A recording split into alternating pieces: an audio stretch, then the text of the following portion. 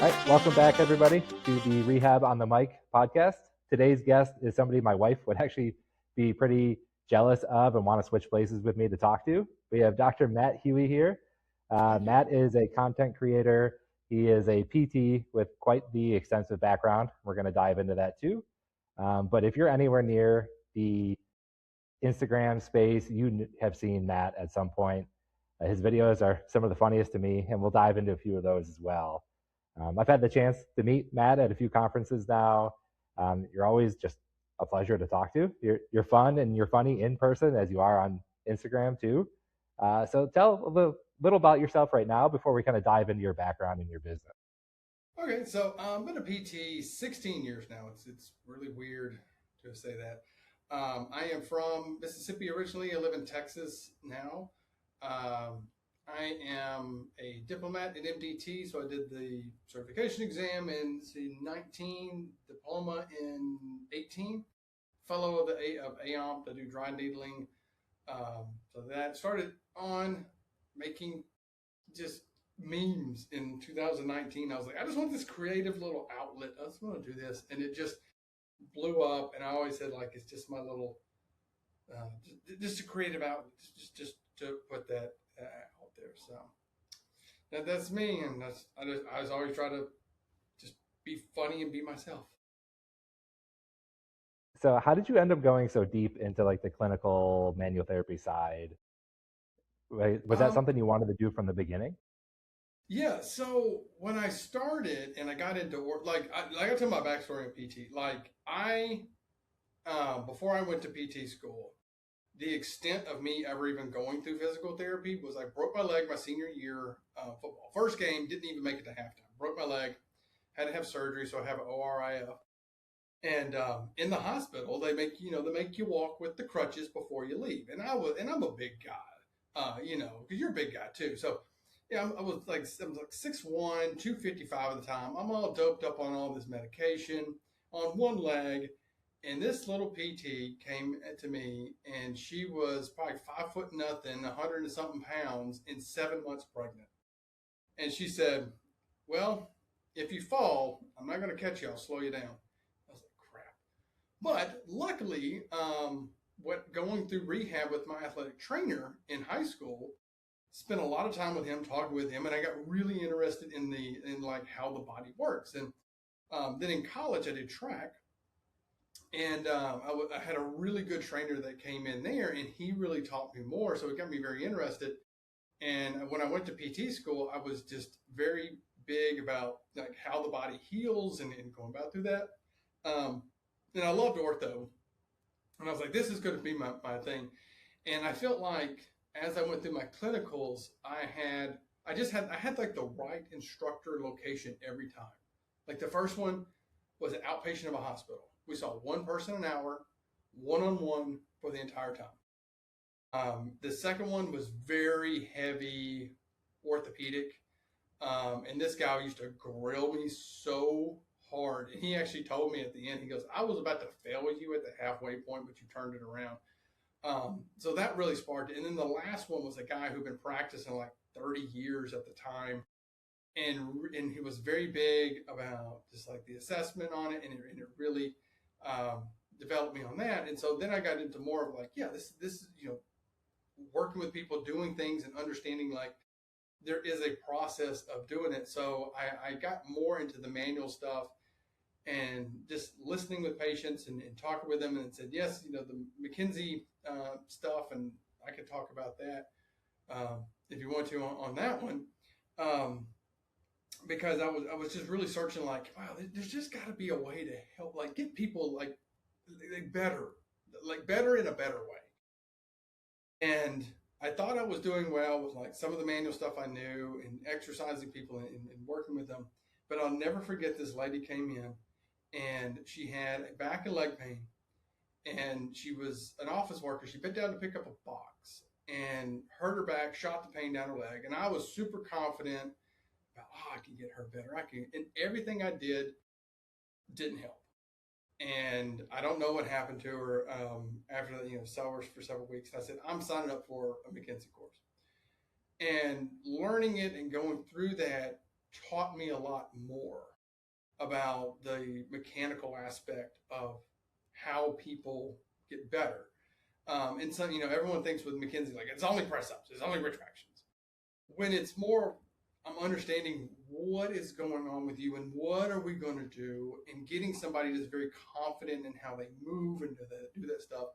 And I've just really kind of built on that. And then fortunate enough to go through the diploma program and then the fellowship, and it just kind of blossomed to more of really getting in and trying to find those like really challenge. I get some of the most crazy patients, symptoms and things with people. I get like these wild things sent to me, and I'm just very thankful I went through that to understand. Is like sometimes it is education, sometimes it is just gradually moving somebody. It is just doing this step by step process, and I really try to look at treatment as kind of a whole thing with medicine, and I'm just one part. Because there are people who need surgery, and I need to recognize you need a surgery. Let's send you off. Let's get you as good as we can. And I've had the patients that have had to have surgery, but they said, I went in there. They may have done a disectomy or they may have done this, but I came out. I felt great. That my pain was way better. I was functioning way better. So they were better going in. Or if they need an injection, they need medication, or they need, to see a counselor or something. So better to kind of educate in all those areas. And that's where I've really kind of felt like that's where I went with all what I do. Okay. Yeah, the McKenzie courses, my school here, so I went to Damon College in Buffalo, which is actually where the Fayant um, course Yeah. or the With Ron. the conference, yeah. Yeah, Yeah. it's all Do you know here Ron? in Buffalo.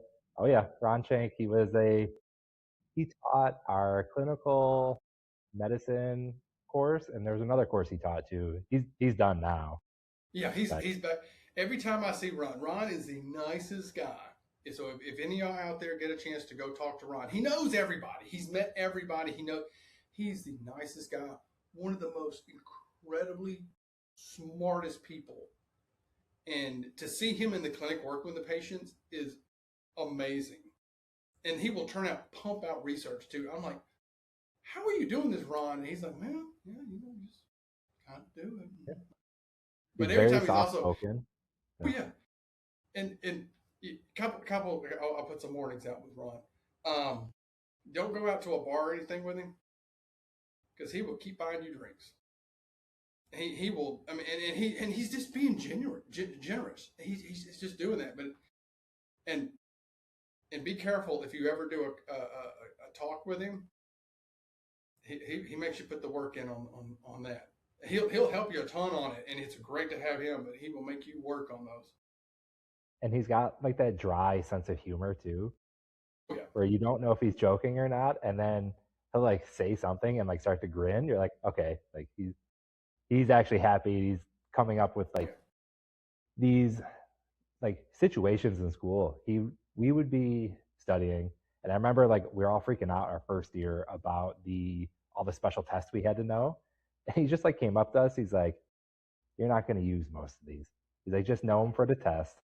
You're going to treat the way you want to treat." And it was like very reassuring that finally like one of the professors like basically told us the truth. Like, yeah, you're going to need to know it now, but realistically, half of those special tests you'll never even know the name of them again going forward.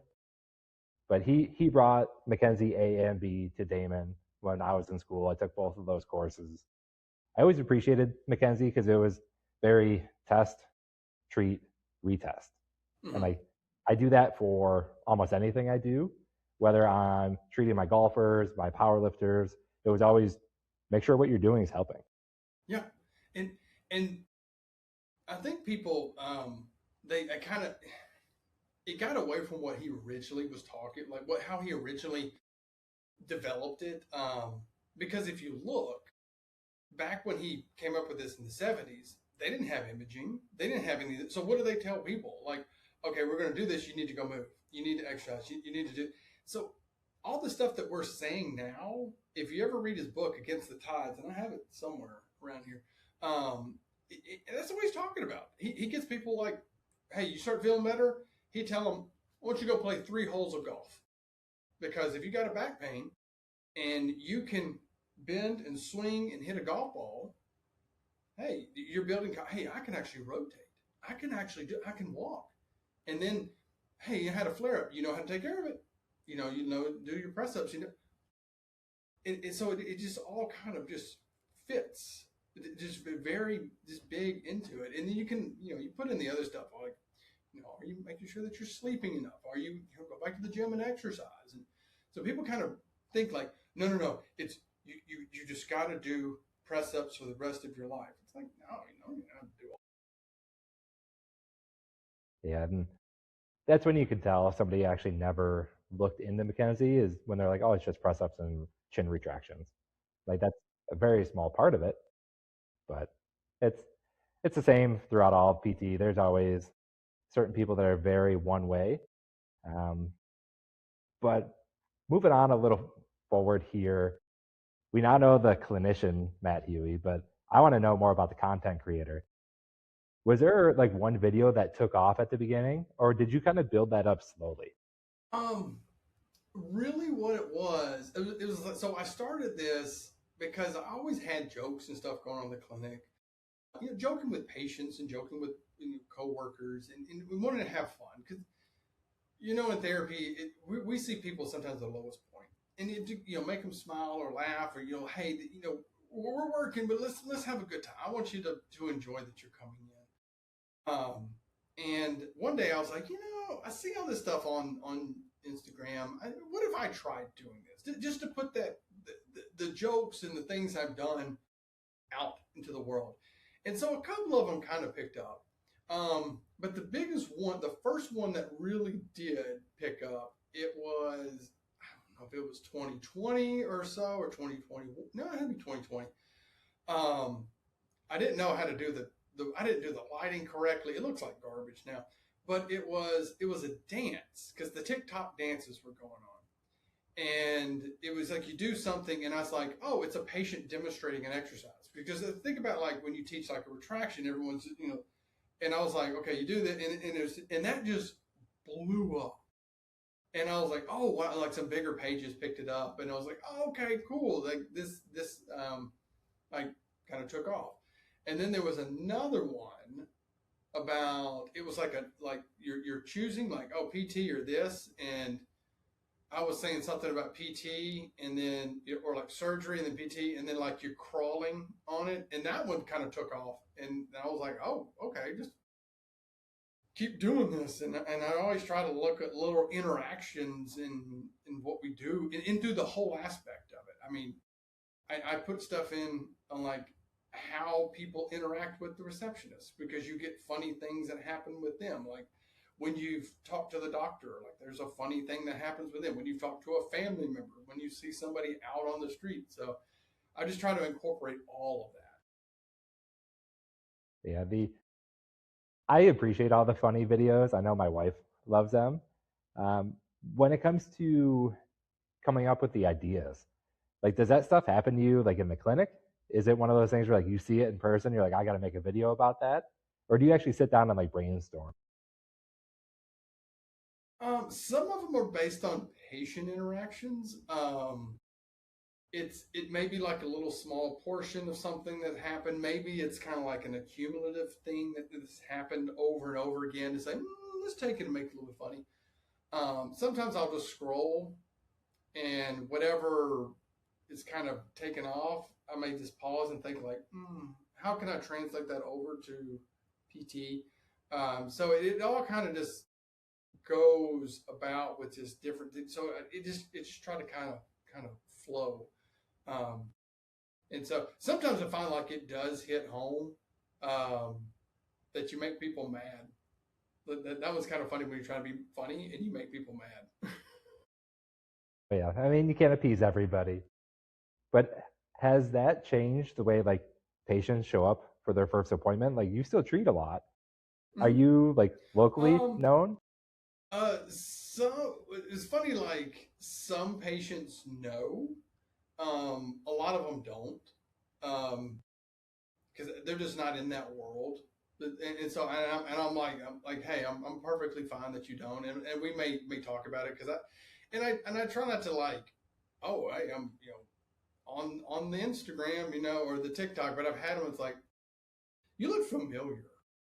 And I'm like, oh, have you been on social media? And they're like, yeah. I'm like, well, that's me. And sometimes they're funny. And so I've had a few that's like, well, could you do one about me? Or something. So so sometimes they ask, and I was like, yeah, I may do something that, you know, that they thought was funny. That of course that they gave the permission to say like, oh yeah, yeah, that's so funny you do, and so that they kind of want that, and they see that you exaggerated a little bit more. So they enjoy it, but I don't purposely go out of the way. I just try to be just who I am. So that doesn't bring in like specific clientele. Like they don't see you on Instagram like, oh, I'm actually going to go see Dr. Matt Huey. Like he made it so funny and so like down to earth. PT for some people is kind of like they get worried about it. They know like I have to go after surgery. I've heard that it hurts when I get my knee bent after a knee replacement. Does that help at all? Like when you use your humor? Sometimes I'll get some people that will reach out to ask me like specific questions about things. They may like, hey, what is your opinion about this, or what do you think about that? I always try to is well to say like, are you going to therapy? I don't want to step on the therapist's toes at all. If they're going through it, I may tell them, hey, yeah, you're going to get to those things, or they're like, well, I got my first physical therapy appointment scheduled for in 2 weeks. What am I going to expect? Oh, you're going to expect like X, Y, Z, and this, and this, and this, and this. And they're like, oh, okay, cool. And they'll come back and they're like, yeah, look what I'm doing now, and I've got doing this, and so that's good. But like purposely, like people, and I think it's because um, I don't put a ton of information out there, because there are some people out there that are more like education based, and I think they get more clientele from that, because that's what they're looking for. They're looking, what are exercises for the knee? What are exercises for, so that it may lean to them more, which I've kind of seen on that with this stuff that I do. The algorithm seems to kind of keep it back in the PT world. Um, so I don't, like I said, I don't get a ton. And sometimes I do get consults with other therapists. They may say, hey man, I want to chat with you about this patient. Can you help me with them? Would you mind setting up a visit or something just to talk it over with them? I'm like, oh yeah, that's perfectly fine. If we talk that, and I'll talk to you about whatever we find and all that.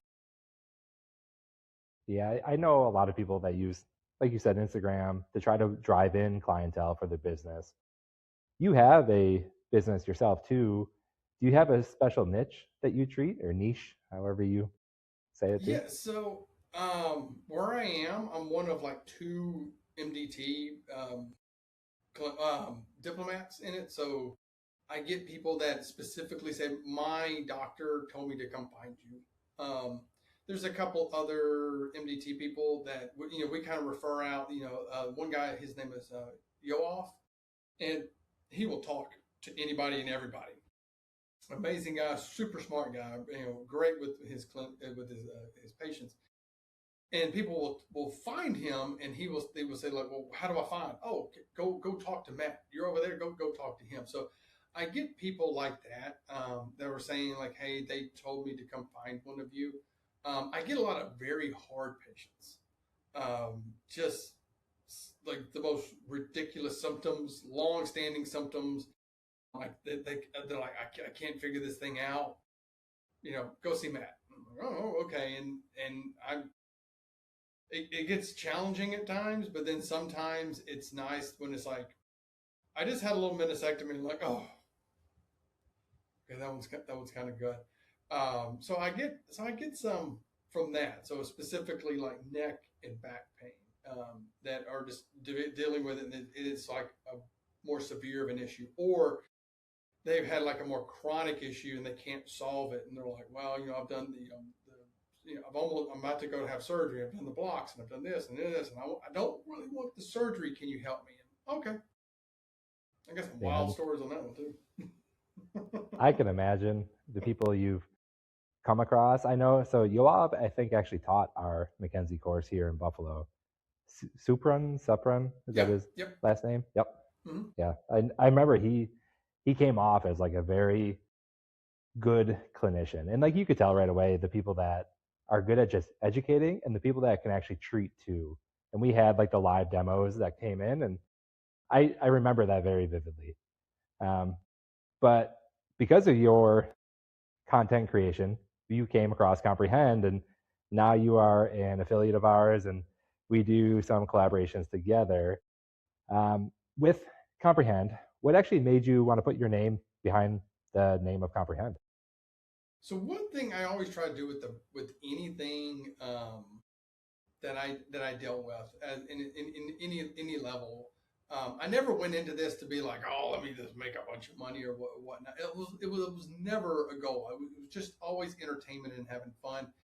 And things started coming up, and I told myself early on as it was growing to say, I don't want to be someone who just takes anything and everything and be questionable about it. I said, I want to make sure that whatever that I use, whatever I promote, I use and really believe it. And so seeing Comprehend, and I think that was the early stages of the AI documentation. And I had heard about it. My first job was next to some orthos who had Dragon, and they were always in the corner talking to it. And you would hear them yelling every once in a while because it wouldn't work. And I was like, well, let me try this thing out.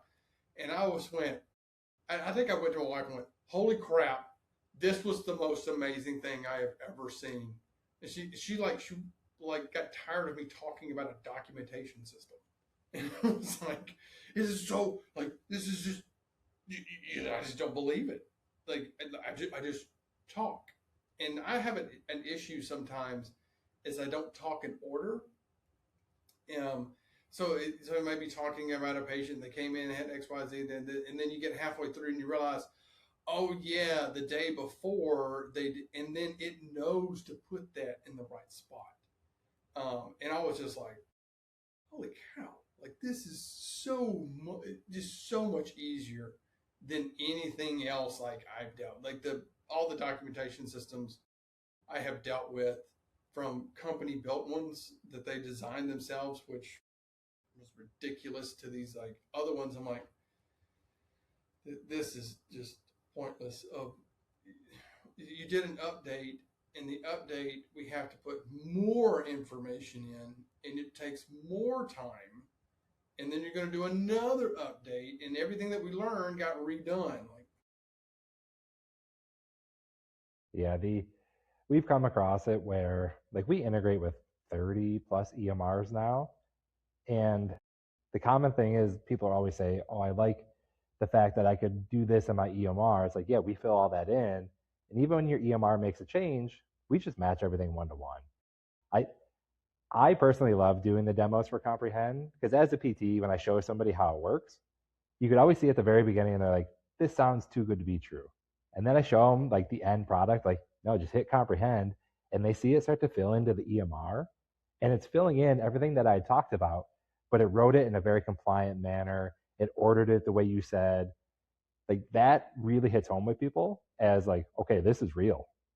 And I remember when my cousin first built it, I told him, I'm like, if we make this a company, we'll change the world. I always tell people it's so diverse how you can use it. We have MDTs that use it, certified clinicians are like, we have to just have all the repeated movements over and over. And we're testing and moving, you're treating. Where we have pelvic floor therapists that talk about they're very hands on, they're very intimate. They don't want to be typing on their computer trying to talk to their patient. It's like, just let us run in the background. But then we also have those outpatient clinics. Like I'm in Buffalo. It's not uncommon for people to see 4 people an hour for the whole day. And we have that multi-record feature where you just turn it on for everybody and be like, all right, Matt, come on in. Like, how has your shoulder been? Chris, you're looking great. Hop off the bike. We'll take a look at your knee in a minute. And it just like dissects everything to each patient.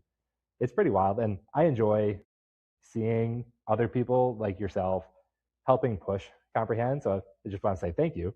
But is there anything that you are excited about in the future? What you're doing? Any content ideas coming? um, I'm trying. So there's been a thing here lately of just scrolling social media and seeing people talk about because physical therapy, it's so variable. There's so much variation. That's why we say it depends. What do I do for back pain? It depends. And we know that as clinicians, that not everybody gets the same thing. You may get stuff in the ballpark, but there's people online that start demonizing little things that we do.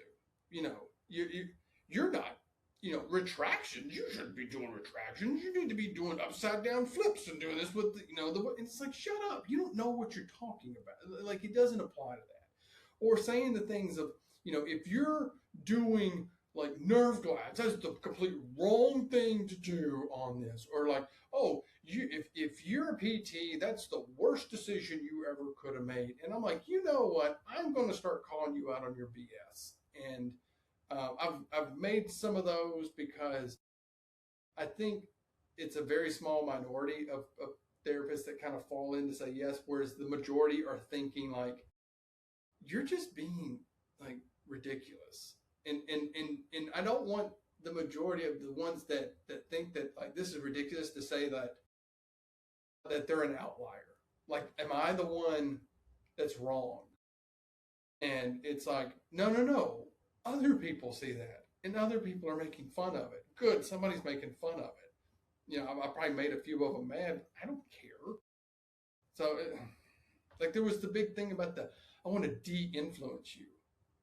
And the whole thing it's of looking at it, so of creating content and seeing behind the scenes of content creation to realize when people do that stuff, it's for engagement. They may or may not believe it, but they're going to say something so inflammatory, it gets a response from them, from you, and it makes you mad. And I just don't even comment on the stuff because I'm like, I know the trick that you're doing. I'm not going to engage with it. You may not even do it. So I'm just going to make fun of it. And if you get mad, cool, you got mad. And some of them got mad that, just those stuff, this whatever. I always go back to the thing my grandmother always says. She always says a guilty dog barks first. So people think they get the most mad about it, like, you're pretty guilty about something. So I'm doing that. And then trying to get more into like the treatment type stuff of like how people respond. Stuff kind of comes to me at times. You know the drill.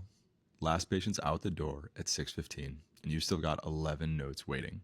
So you stay late or you take them home. Either way, the result's the same. Doing notes when you should be done for the day. That's why we built Comprehend. Comprehend is an AI scribe, compliance, and practice intelligence tool made for rehab therapy, not general medicine software retrofitted for the clinic. It integrates directly with your EMR, listens to the sessions, and fills your note. Not with generic documentation, but with a note that matches your style and preferences. You review and sign. Notes done before you leave the building. Clinics on Comprehend save 10 hours per therapist per week and report a 3.6x decrease in employee churn. See what your notes could look like at comprehendhealth.ai or book a demo from the link in the description below. Well, when it comes to creating content, like I know my wife is getting into it now with our cash practice. We're doing more of it, like myself too. But for all the new therapists coming out, if they're scared to put themselves out there, what would you tell them? Like, do you have any advice for the newer Instagram famous PTs? So I would say the one thing is to be yourself, because that comes out in what you do. I will say, granted, my PT self is a persona of myself. And so my wife will say, yeah, PT Matt came out on that when you were talking. Because when something like a family member asks, she's like, your voice changes and how you act changes. So having that come out,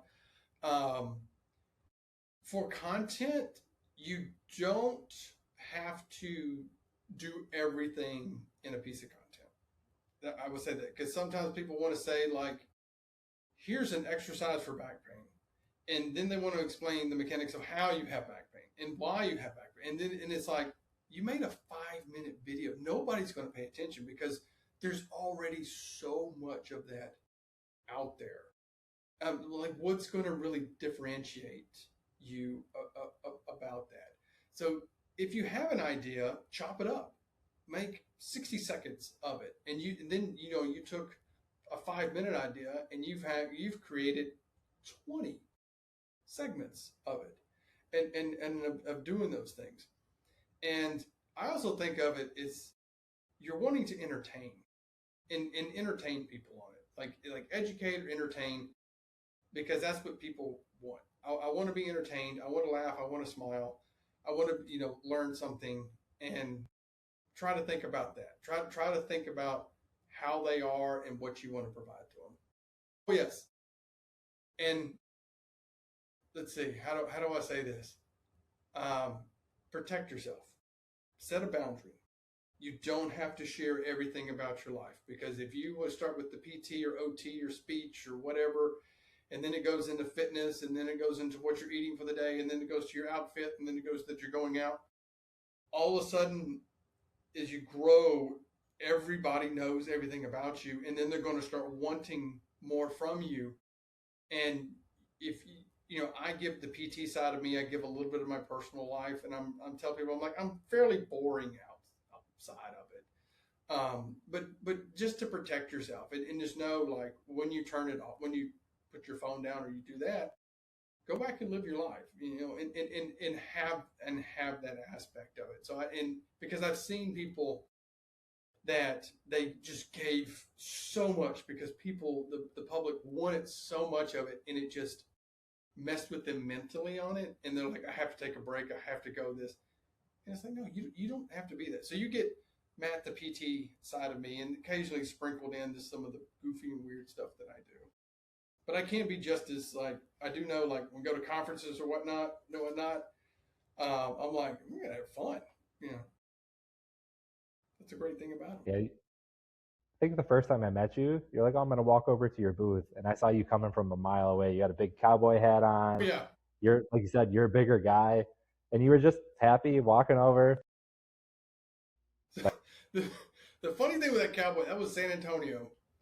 Or was that Houston? I think it was San Antonio.